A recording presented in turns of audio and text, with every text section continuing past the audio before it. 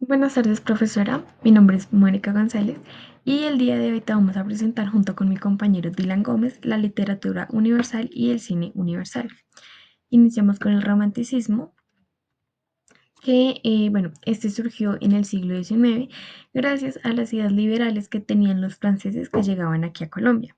El romanticismo se caracteriza porque tiene una exaltación del individualismo y la emoción, también porque utiliza mucho la naturaleza y el paisaje, tiene un sentido de nacionalismo y libertad creativa.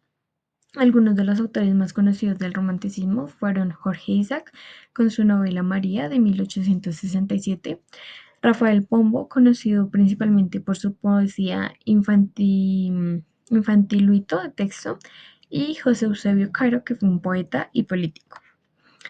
Continuamos con el realismo, que este surgió en 1880 con la necesidad de dar voz como a la situación que estaba pasando las personas de Colombia en ese momento, ya que era un entorno que estaba afectado por las guerras civiles de ese entonces. Entonces, pues lo que el realismo busca es como documentar la realidad, pero de forma detallada.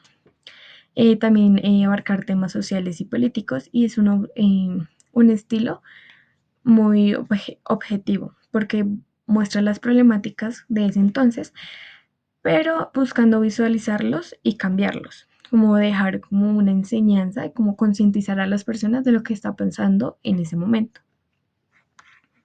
El modernismo en Colombia, conocido como el periodo de grandes cambios y modernización del país a finales del siglo XX, estaba saliendo de la Guerra de los Mil Días y enfrentándose al reto de construirse y modernizarse. Este movimiento literario surgió en el contexto a finales del siglo XIX y principalmente en el siglo XX. Mm, y también fue inspirado por corrientes europeas como símbolos y pensamientos. El modernismo se destacó por su renovación estética y su deseo de romper con las formas y temas tradicionales. En Colombia tuvo un impacto muy importante, especialmente en la poesía y también en la prosa. El boom latinoamericano ocurrió en tiempos de cambio políticos, sociales en América. Las regiones estaban viviendo revoluciones, dictaduras y movimientos de liberación. Un ejemplo pues, de la Revolución Cubana de 1955 tuvo un fuerte impacto en la conciencia política de muchos sectores, además del desarrollo económico y la rápida urbanización también influyeron en la vida de obras de esos autores. El movimiento se desarrolló durante las décadas de 1960 y 1970 y se caracterizó por la aparición y reconocimiento internacional de una nueva generación de escritores latinoamericanos.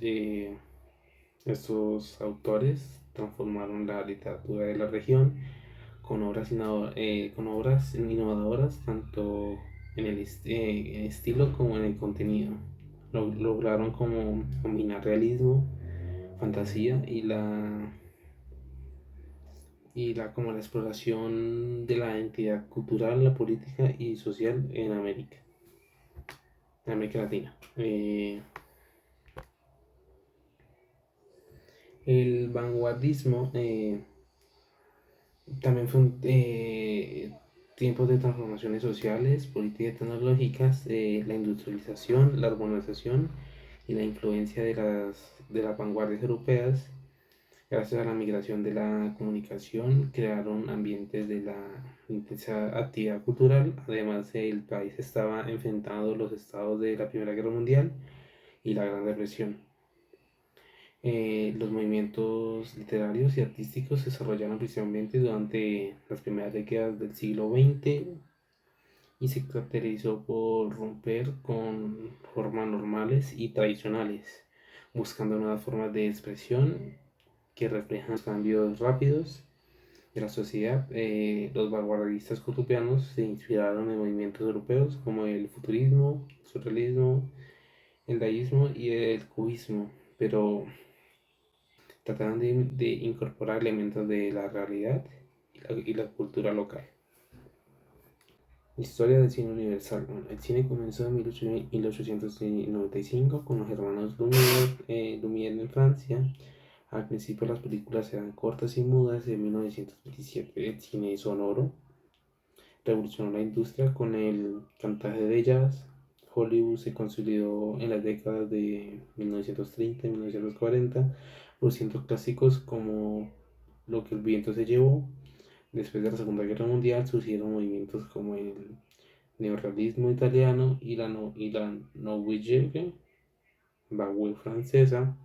Con el tiempo, nuevas tecnologías como el color y los efectos digitales transformaron el cine. Y hoy el cine es la industria global con una gran variedad de géneros y estilos. Eh, en el cine colombiano comenzó en los primeros años del siglo XX. Las primeras películas colombianas conocidas como el drama del 15 de octubre de 1915. Durante las primeras décadas, el cine colombiano se enfocó en documentales y noticias.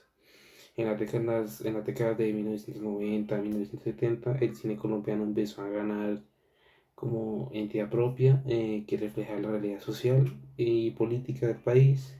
Directores como Carlos Mayolo y Luis Ospina fueron pioneros en el cine experimental y documental.